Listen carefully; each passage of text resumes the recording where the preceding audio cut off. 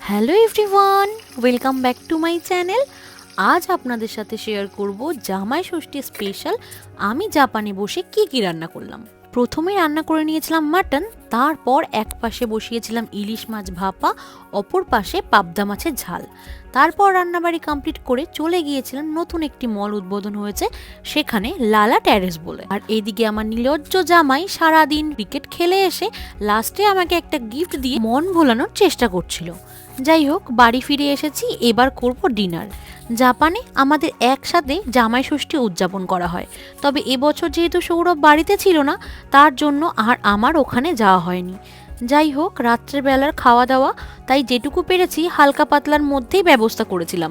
দুপুরবেলা যদি খেতাম তাহলে হয়তো আরো 2-1টা পদ এক্সট্রা করতাম, সাথে 5 রকম ভাজা আর ডালটাও বানাতাম। যেহেতু রাত্রে খেতে হবে তাই আর এর থেকে বেশি আমি কিছু করতে পারিনি। Thanks for watching.